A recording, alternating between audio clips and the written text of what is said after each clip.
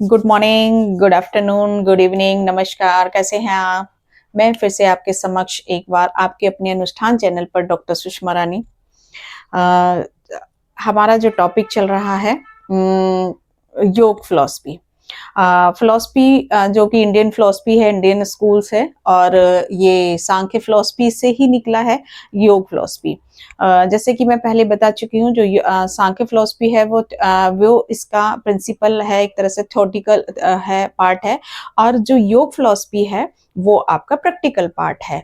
तो जो सांख्य फिलॉसफी है उसमें 25 एलिमेंट्स मैंने पहले बताया था। सांख्य में 25 एलिमेंट्स हैं और अगर योग की बात करते हैं तो इसमें 25 प्लस 1 इज इक्वल टू 26। तो यहाँ पर इन्होंने ये गॉड को माना। इनकी जो मेन डिफरेंसेस है, मेन डिफरेंसेस अगर सांख्य फिलॉसफी और योगा फिलॉसफी की बात करेंगे तो मेन डिफरेंस ये है कि उन्होंने ईश्वर जैसा माना था प्रकृति को, सॉरी पुरुष को, और यहाँ पर ये पुरुष और प्रकृति दोनों को मानते हैं। उसके आगे इन्होंने एक और एलिमेंट्स को ऐड किया जो जो कि है गॉड। यह गॉड में फेथ करते हैं और वो जो सांख्य फिलोसफी है गॉड में फेथ नहीं कर रही है। तो अब यहाँ पर हम इसमें आगे चलते हैं। अभी तक हम ये सब चीजें पढ़ चुके हैं, इसमें आगे चलते हैं। अब इनके अकॉर्डिंग जो एजुकेशन है, योग के अकॉर्डिंग एजुकेशन पर इन्होंने क्या बात की है, क्या इनके थॉट हैं, ये हम इसमें पढ़ेंगे आज की क्लास में। एजुकेशन ऑफ योग दर्शन। जो योग दर्शन है उसने कोई इंडिपेंडेंट तरीके से बहुत इस पे एजुकेशन पर बात नहीं की है, कोई इंडिपेंडेंट तरीके से एजुकेशन को नहीं दिया है। लेकिन क्योंकि इनकी जो मेटाफिजिक्स, एपिस्टेमोलॉजी और एक्सियोलॉजी है उसके अकॉर्डिंग कुछ हम जो बात करेंगे कि इनकी एजुकेशन कैसी है। तो यहाँ देख लेते हैं कॉन्सेप्ट ऑफ एजुकेशन। इनकी जो मेटाफिजिक्स है उसके अकॉर्डिंग क्या एजुकेशन होनी चाहिए। ये फिलॉसफी कहती है कि जो वो है योग दर्शन के अनुसार क्या है, मनुष्य मनुष्य जो है प्रकृति, पुरुष और ईश्वर, मतलब इन्होंने क्या माना है, प्रकृति, पुरुष और ईश्वर, इन्होंने तीन चीज से माना है कि जो मनुष्य बना है वो तीन चीज से बना है ना। तो इन्होंने कहा है कि जब प्रकृति जो पुरुष है वो प्रकृति की ओर आकर्षित होता है, जब उसका संयोग उससे करता है, पुरुष जब प्रकृति से सहयोग करता है तो क्या होता है, वो सुख दुख का अनुभव करने लग जाता है, सुख दुख वो करता है। यहाँ पर ये कह रहे हैं कि इनकी एजुकेशन ऐसी होनी चाहिए जो वो पुरुष है, पुरुष जो है वो प्रकृति से हटके ईश्वर प्राप्ति की तरफ जाए, ईश्वर की ओर ले जाए, प्रकृति की तरफ ना आकर्षित होकर ईश्वर की तरफ आकर्षित, क्योंकि यहाँ पर इन्होंने गॉड को माना है कि गॉड है। अब ये कह रहे हैं कि जब हमें अगर वो पुरुष प्रकृति की ओर जाएगा तो वो सुख दुख अनुभव करेगा। जब सुख दुख अनुभव करेगा, सुख दुख अनुभव करेगा तो वो भगवान परमानंद की प्राप्ति नहीं कर पाएगा, क्योंकि अल्टीमेट एम क्या है, मोक्ष प्राप्ति करना। अब मोक्ष कैसे प्राप्ति होगी, जब वो शिक्षा ऐसी होगी कि जो पुरुष है, पुरुष प्रकृति से हटाकर ईश्वर की तरफ मोल्ड कर दे, राइट। तो यहाँ पर ये कहते हैं कि इस टाइप की एजुकेशन होनी चाहिए। नेक्स्ट है aim of education. Aim of education इन्होंने कहा है कि हाँ, एक्चुअली ये कहते हैं कि हम अल्टीमेट ह्यूमन का एम क्या है, ह्यूमन का एम है मोक्ष प्राप्ति करना, साल्वेशन प्राप्ति करना, लिबरेशन प्राप्ति करना, कैवल्य प्राप्ति करना। तो वो कैसे मिलेगा, क्योंकि वो अगर हम जो एजुकेशन है, जो शिक्षा है, वो हम एक मानव शरीर में ही ले सकते हैं, मनुष्य शरीर में ही ले सकते हैं, ना कि अगर हम देखें कि हम किसी जानवर को तो नहीं शिक्षा दे सकते हैं जिस तरह से, क्योंकि उच्च कोटि का प्राणी माना गया है मनुष्य को। तो ये कह रहे हैं यहाँ पर कि जब अंतिम लिबरेशन का हमारा वो है, एम जो है वो अंतिम लिबरेशन का है, तो ऐसी हमारे एम होना चाहिए कि जो लिबरेशन प्राप्त कर पाए, जो एजुकेशन का एम होना चाहिए वो हमें मोक्ष की प्राप्ति करा पाए, ऐसी हमारी एजुकेशन हो। नेक्स्ट है aim aim of sorry aim of physical development.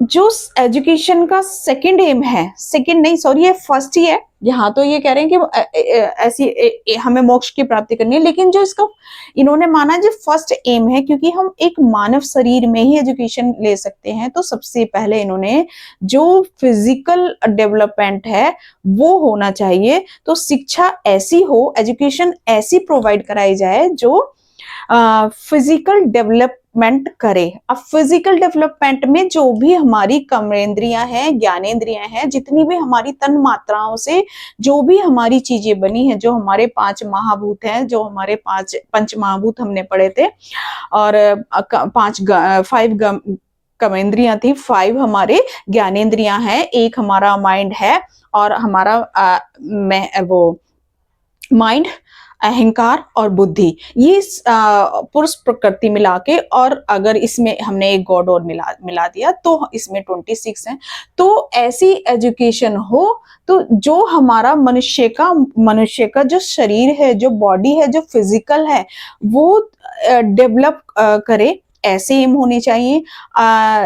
जब हम शिक्षा में बात करते हैं खेलकूद की, कैसे होगा, खेलकूद की बात करते हैं, तो जब बॉडी को जितना आप खेल कूद करेंगे, बॉडी पर ध्यान देंगे, जितने भी इन्होंने कर्म बताए, क्योंकि ये योग क्रियाएं बताते हैं, तो वो योग क्रियाएं हमारी बॉडी के द्वारा ही होंगी, तो हम जितना ज्यादा उनको करेंगे उतना हमारी बॉडी डेवलप होगी। तो यहाँ कहते हैं कि ऐसी एजुकेशन के एम होने चाहिए जो हमारा फिजिकल डेवलपमेंट हो। जैसे कि वहां पर भी अस्तु ने बोला था स्वस्थ मन में स्वस्थ मस्तिष्क का निर्माण होता है, तो वो कैसे, वो तभी जब हमारी बॉडी सही होगी, तो ही हम अच्छा सोच पाएंगे, तो ही हम अच्छी चीजें कर पाएंगे, अगर हमारा फिजिकल डेवलपमेंट अच्छा होगा। नेक्स्ट है मेंटल डेवलपमेंट। सेकंड इन्होंने एजुकेशन का जो एम रखा मेंटल डेवलपमेंट, जो आपका बुद्धि है, जो आपका माइंड है, जो आपका अहम है, ईगो है, ये सब को इन्होंने इसमें रखा है। तो ये है आपकी मेंटल डेवलपमेंट। जब हमारा माइंड एक अच्छी तरह से अच्छा डेवलपमेंट होगा उसका, तभी हम अच्छी चीजें कर पाएंगे। तो यहाँ पर ये मेंटल डेवलपमेंट की बात करते हैं। हम माइंड से, क्योंकि जो हमारी बुद्धि है, जो हमारा माइंड है, वो चीजें सोचता है और क्रियाएं करता है, तभी तो हम अच्छा चीजें कर पाते हैं। अगर वो अच्छे से डेवलप होगा तो हम अच्छे से कर पाएंगे। तो ये कहते हैं कि एजुकेशन का जो एम है ये भी होना चाहिए, मेंटल डेवलपमेंट होना चाहिए। नेक्स्ट है aim of emotional development. Aim of emotional development, emotional में इन्होंने रखा है कि जो आपका अहंकार का जो वो है, कहते हैं ना अहंकार जो है उसमें ना सत्य तत्व की प्रधानता होती है।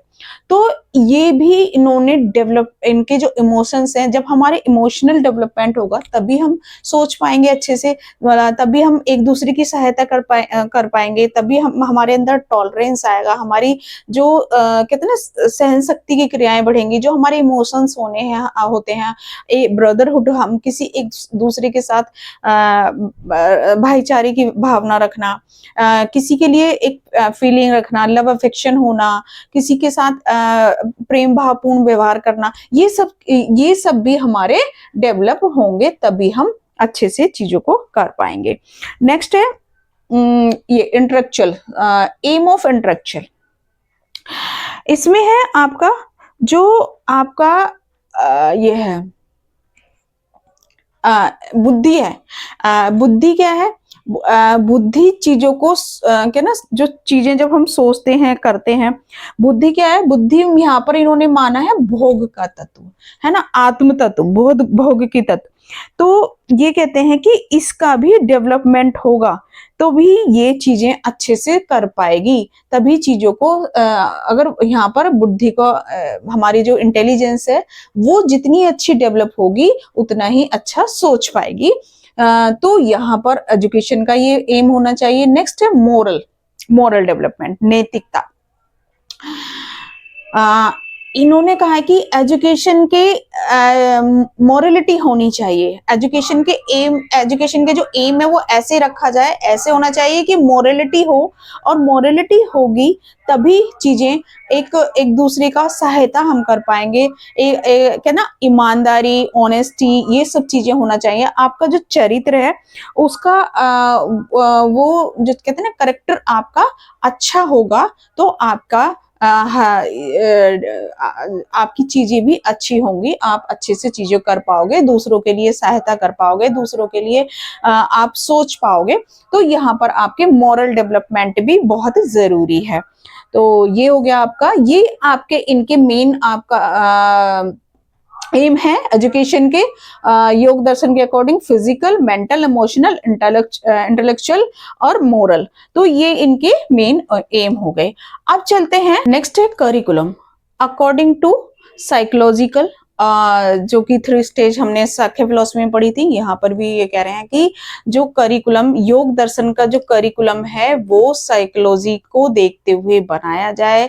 बच्चे की जो स्टेज है, जो कि आपका सांख्य फिलॉसफी में बताई थी, तीनों स्टेज, बाल्यावस्था, शिशुअवस्था, बाल्यावस्था और किशोर अवस्था, तीनों ही स्टेज के अकॉर्डिंग उनकी उनकी इंटरेस्ट के अकॉर्डिंग, उनकी जो फिजिकल मेंटल डेवलपमेंट हो वो सबको ध्यान में रखे। जैसा कि हमने इनके एम में पढ़ा था, वो सारे जो एम है भाई, आपका कोई भी जो ये एम कैसे फुलफिल होंगे? हमारे करिकुलम के द्वारा।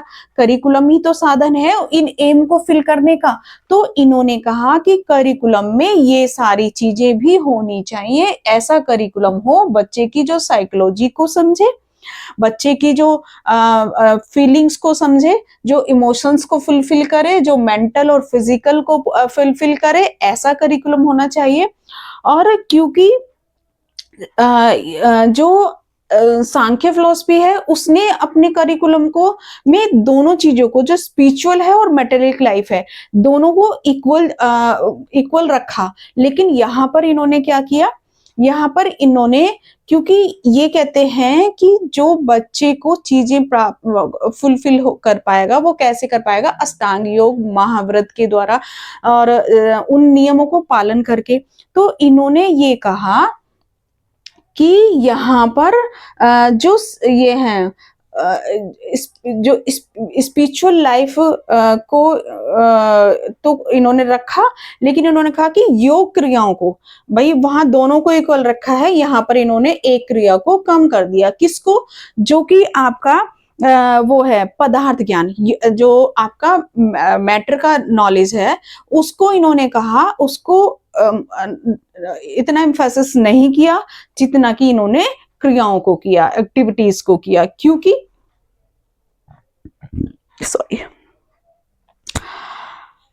योग क्रियाओं से ये कहते हैं कि जितना ज्यादा योग क्रियाएं करेंगे, जितनी ज्यादा उनसे उनकी प्रैक्टिस करेंगे, तो जो मनुष्य है, जो मानव है, इन्होंने मनुष्य मोक्ष की प्राप्ति उतना ही जल्दी करेगा, उतना ही परमानंद की प्राप्ति करेगा। तो इन्होंने जो स्वाध्याय है, जो सेल्फ प्रैक्टिस की है, कि आप जितना ज्यादा आप इन पंच महाव्रतों को, अष्टांग योग को, इन क्रियाओं को जितना ज्यादा करोगे, जितना ज्यादा प्रैक्टिस करोगे, इन्होंने स्वाध्याय पे बहुत ज्यादा फोकस किया है, तो उतना ही आप परमानंद की प्राप्ति करोगे। तो ऐसा करिकुलम की इन्होंने यहाँ पर बात की है। जो इन्होंने यहाँ सेंसरी ऑर्गन्स की बात की है। तो नेक्स्ट है टीचिंग मेथड। अब इनके अकॉर्डिंग टीचिंग मेथड्स कैसे होने चाहिए? जो योग फिलॉसफी है, योग फिलॉसफी ने भी सांख्य फिलॉसफी के ही को फॉलो किया है यहाँ पर। जैसे कि उसने हर एक चीज में फॉलो किया, लेकिन बस एक डिफरेंस रहा है कि एक तत्व इसका एक्स्ट्रा है, जो कि यहाँ पर गॉड को में फेथ कर रहे हैं यहाँ पर।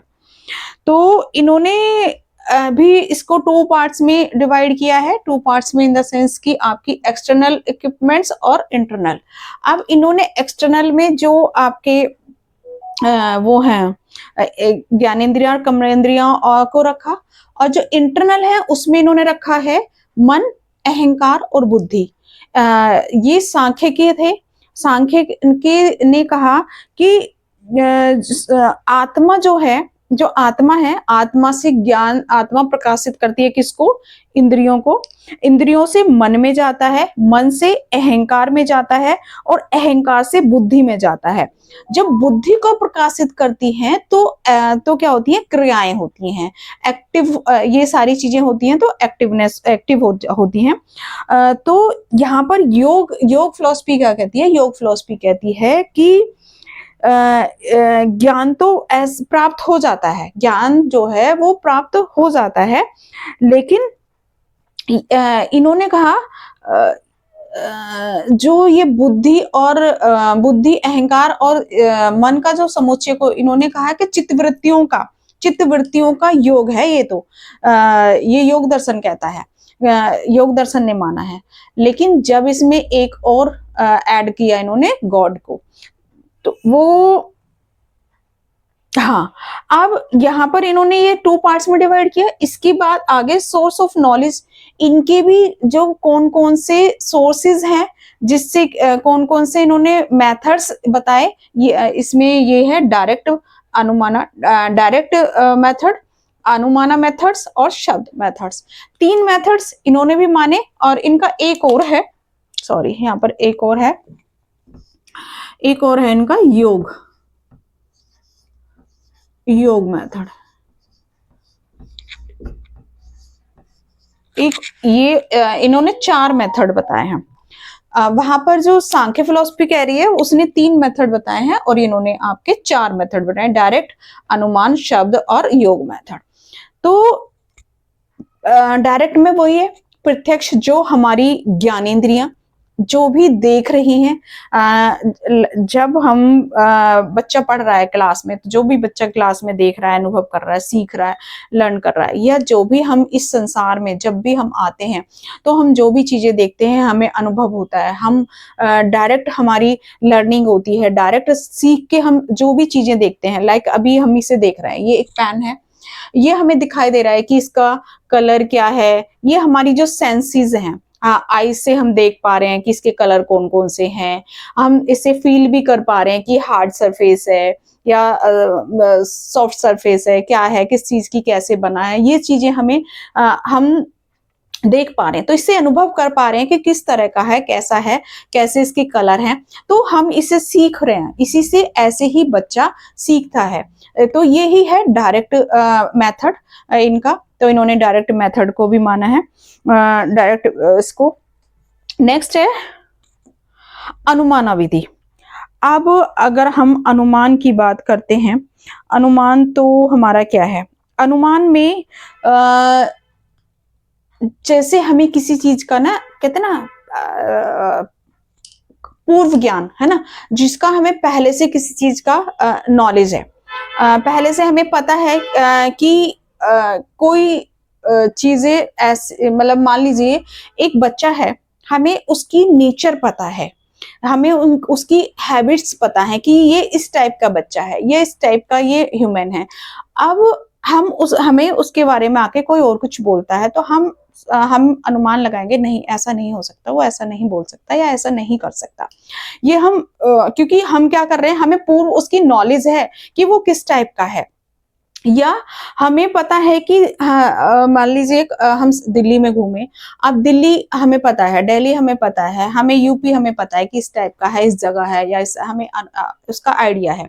अब हमें कोई ये कहेगा कि यहाँ पर ये ऐसे नहीं है, तो हमें पता है, हमें अनुमान है उन चीजों का, हमें पता है कि ये चीजें यही हैं और ऐसी ही हैं, तो हम उसके लिए कहते हैं ना, कुछ किसी के बारे में कुछ पहले से पता है, और ये जो अनुमाना विधि है, मान मेथड्स है, इसको हम रिसर्च, जो हमारी रिसर्च होती हैं, जितनी भी होती हैं, वहां पर ये बहुत काम आती है, वहां पर इसका बहुत ज्यादा वो होता है यूज। क्योंकि जब हम रिसर्च करने जाते हैं, तो जो रिसर्च पहले से हो चुकी होती है किसी भी चीज पे, तो अब क्या है, उस रिसर्च के बारे में हमें हमने पढ़ा, हमने कहते ना पूरा लिटरेचर को हमने पढ़ा। अब जब लिटरेचर पढ़ पढ़ के हम हाइपोथेसिस बनाते हैं अपने टॉपिक के से रिलेटेड, तो ये वहां पर बहुत ज्यादा यूज होती है, क्योंकि हमें किसी चीज का नॉलेज है और अब हम उस किसी टॉपिक को कंप्लीट करने के लिए हाइपोथेसिस जब बनाते हैं, तो ये विधि बहुत ज्यादा, जो ये मेथड है, बहुत ज्यादा वर्क करता है। नेक्स्ट है शब्द मेथड। शब्द मेथड, शब्द तो कहते ना होल वर्ड शब्द से सीखता है। जब से इस अर्थ पे मानव आया और आज तक कोई भी चीजें हैं, किसी भी चीज को जब से मानव के पास एक ऐसी शक्ति है कि वो बोल सकता है, वो समझा सकता है, वो समझ सकता है। अगर अभी मैं आपसे यहाँ पर जो भी मैं सिखा रही हूँ, यहाँ पर जो भी मैं बता रही हूँ आपको, तो क्या है, मेरे शब्द निकल रहे हैं, तो मैं आपको बता पा रही हूँ। कोई भी चीजें, मैं कोई भी चीजें सिखा रही हूँ, तो आपको शब्द के द्वारा सिखा रही हूँ। जो हमारी बुक्स हैं, वो उनमें शब्द लिखे हुए हैं, वो ये शब्द जो मेथड है, वो बहुत ही ज्यादा वाइडर है, बहुत इसका कहते हैं ना स्कोप जो है वो बहुत वाइडर है। टीवी है, मोबाइल फोन है, जितनी भी हमारी मैगजीन्स हैं, सब में सब हमारा यही मेथड वर्क कर रहा है। इसी से सीख रहे हैं, इसी से सीख रहे सिखा रहे हैं। तो यही हमारा लर्निंग और उसका प्रोसेस बहुत बड़ा है इसका। तो नेक्स्ट है योगा, योग मेथड। योग मेथड, क्योंकि ये पूरी फिलॉसफी जो योग दर्शन है, योग को इम्पोर्टेंस देती है, योग क्रियाओं को, तो ये कहते हैं कि योग के द्वारा, क्रियाओं के द्वारा सिखाया जाए। जो योग के द्वारा जितनी भी योग की क्रियाएं हैं, जितनी भी जो इन्होंने योग बताए हैं, कौन कौन से योग, जो इन्होंने अष्टांग योग बताए हैं, या अष्टांग योग बताए हैं, उनको इन्होंने फोकस किया है कि अष्टांग योग के द्वारा चीजों को सीखा सिखाया जाए, उनके ये ऐसे मेथड अपनाए जाए, क्रियाएं की जाएं। तो यहाँ पर ये बात करते हैं इसकी योग विधि की। और योग विधि, क्योंकि क्या है ना, जब ये चित्त की बात कर रहे हैं, चित्त वृत्तियों की, तो कहते हैं ये जो योग मेथड है, इसके द्वारा हम बच्चों के चित्त का निरोध, बच्चों की चित्त वृत्तियों का निरोध कर सकते हैं। ये क्रियाएं, ऐसी क्रियाएं कराई जाएं और निरंतर कंटिन्यू कराई जाएं, कंटिन्यू, ये करिकुलम के पार्ट होने चाहिए, ये ऐसे बात करते हैं यहाँ पर। तो ये टीचिंग मेथड्स इसके द्वारा, और इसके अलावा आपका एक्सप्लेनेशन मेथड होना चाहिए इसमें। ये बात करते हैं, एक्सप्लेनेशन मेथड की बात करते हैं, ये बात करते हैं, ये सारे जितने भी मेथड्स हैं, इन्होंने इन सब पर बात की है। नेक्स्ट है discipline. Discipline, control the tendencies, control. ये जो योग दर्शन है, क्योंकि योग बेस्ड है, एक्टिविटी बेस्ड है, जितनी भी आप क्रिया बेस्ड आपकी फिलॉसफी है, तो ये बात कर रहे हैं यहाँ पे कि जो डिसिप्लिन की बात कर रहे हैं, डिसिप्लिन कैसे आएगा? डिसिप्लिन तब आएगा जब हम जो अष्टांग योग है, हम उनको फॉलो करेंगे, जो 5 महाव्रत हैं, हम उनको फॉलो करेंगे, जो हमारी कहते हैं ना 5 अष्टांग योग में इन्होंने बताया, इन्होंने एक और चीज बताई है, जो इन्होंने कहा है कि जो चित्तवृत्तियां है ना, चित्तवृत्तियां का जो योग है, वो इन्होंने जो चित्तवृत्तियों का निरोध की इन्होंने बात की है, तो इन्होंने कहा कि उनका जो योग है 5 है। चित्तवृत्तियों का योग, योग दर्शन में 5 बताया गया है। कौन कौन सा है? क्षिप्त, मूढ़, विक्षिप्त, क्षिप्त, मूढ़, विक्षिप्त और एकाग्र और निरुद्ध। जो निरुद्ध है इसका बहुत बेटर वो है। तो जितना ज्यादा जैसे जैसे कहते हैं ना क्षिप्त, मूढ़, विक्षिप्त और एकाग्र और निरुद्ध की तरफ जब जाओगे तो आपकी चीजें बेटर बेटर बेटर बेटर होती चली जाएंगी। तो इन्होंने 5 इसकी ये बताए हैं। अब क्या है, ये कहते हैं इनका क्या है कि ये कह रहे हैं कि मन, जो हमारा माइंड है वो बहुत चंचल है, बहुत कहना दौड़ता है, चारों तरफ दौड़ता है। जो बच्चा है वो तो और भी बहुत क्यूरियोसिटी रखता है, बहुत ज्यादा चीजों को भागता दौड़ता है। तो वो कैसे हम कर सकते हैं, जब हम अष्टांग योग को करेंगे। हम इन जो इन्होंने 5 ये बताए हैं इसके 5 इस डिसिप्लिन के कंट्रोल करने की जो हमारी ये टेंडेंसीज हैं इनको कम करने के लिए जो बताए हैं।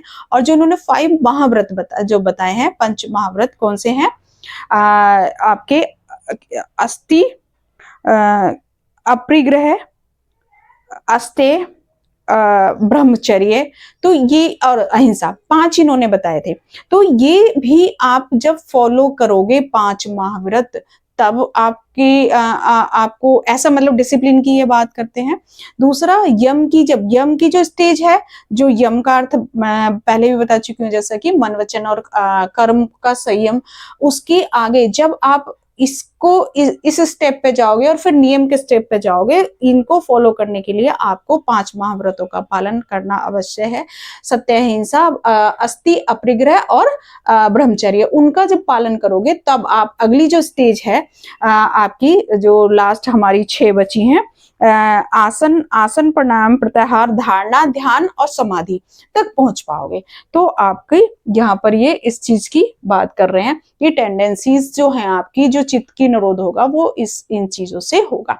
नेक्स्ट है टीचर।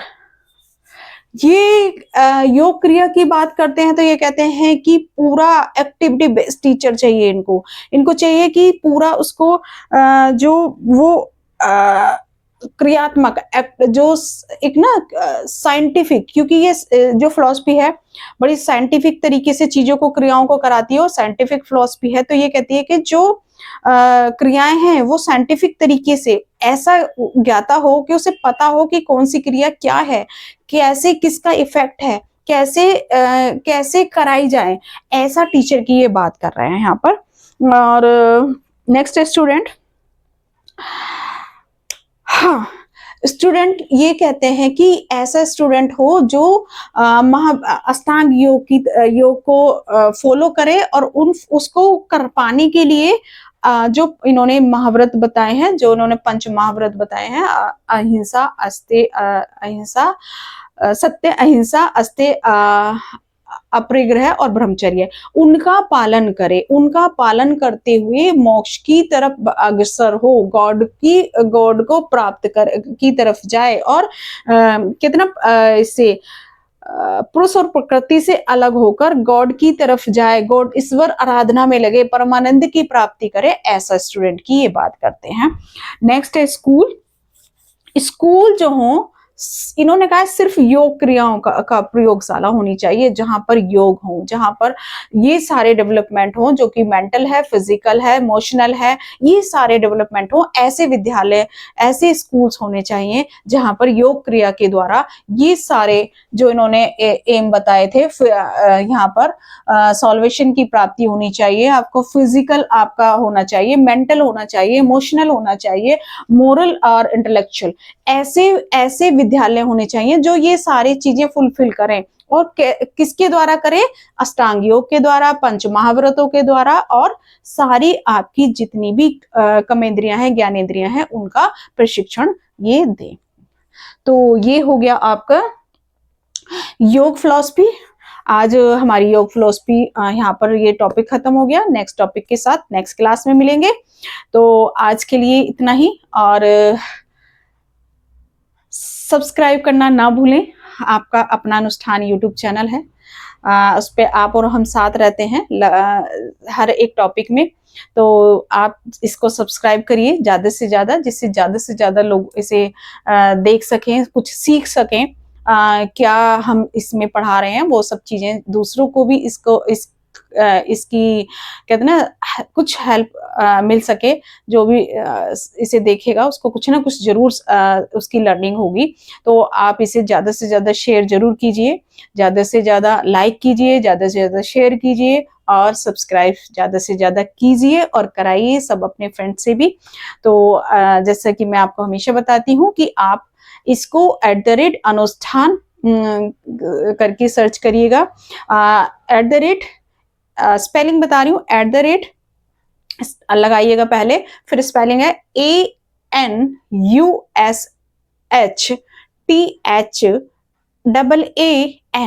अनुष्ठान। तो सर्च कीजिएगा ऐसे, तो आपको ये चैनल मिलेगा। तो धन्यवाद आज के लिए, आज की क्लास बहुत अच्छा लगा आप लोग के साथ। थैंक यू, धन्यवाद।